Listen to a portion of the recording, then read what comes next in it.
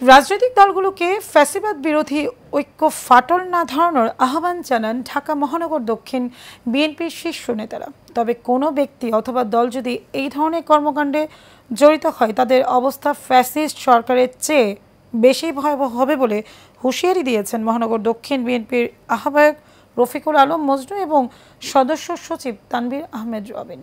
মোশাররফ তালুকদারের ক্যামেরায় কাসর আহমেদের রিপোর্ট। তরফ থেকে আমরা বারবার একটা কথাই বলছি যে ফেব্রুয়ারির প্রথমার্ধে ইলেকশন হবে, আর ইলেকশনের ডেটটা ঘোষণা করবেন ইলেকশন কমিশন, এবং ওনারা এই বিষয়ে বলেছেন তো সম্ভবত ডিসেম্বরের ফার্স্ট উইকে ওনারা জানাবেন।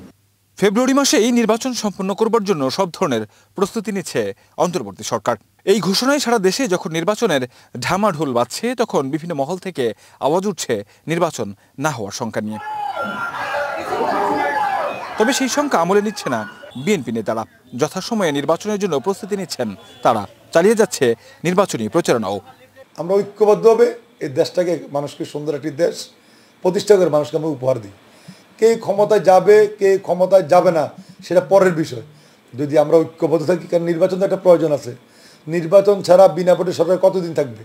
একটি দেশ এভাবে চলতে পারে না। জামাতে ইসলাম, আমাদের সাবেক যে জাতীয় পার্টির হোসেন মোহাম্মদ এরশাদ, ওনাদের মতো কথা বলছেন। সকালে এক কথা বলছেন, দুপুরে এক কথা বলছেন, বিকেলে এক কথা বলছেন। সো জামাতে ইসলামের কথায় আসলে বাংলাদেশের মানুষ খুব একটা গুরুত্ব দিচ্ছে আমি মনে করি না।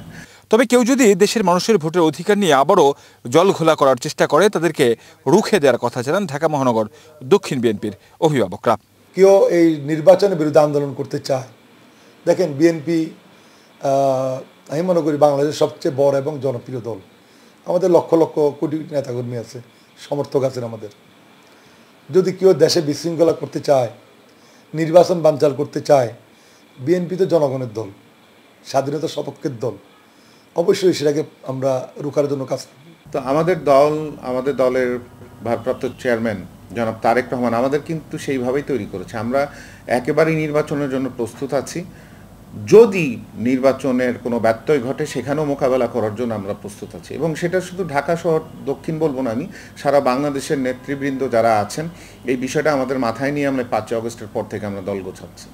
দেশের পরিস্থিতি বিবেচনায় কোনো বিশৃঙ্খলায় না জড়াতে সব দলগুলোর প্রতি আহ্বান জানিয়ে বিএনপির নেতারা শান্তিপূর্ণ নির্বাচন অনুষ্ঠানের ব্যাপারে সবাইকে সহযোগিতা করার আহ্বান জানান। চাই যে দেশের স্বার্থে, দেশের মানুষের স্বার্থে এই ধরনের উস্কানিমূলক কথাবার্তা বা কর্মকাণ্ড থেকে তারা ফিরে আসবে এবং নির্বাচনের জন্য তারা প্রস্তুতি নেবে। কাউসার আহমেদ, এশিয়ান টেলিভিশন,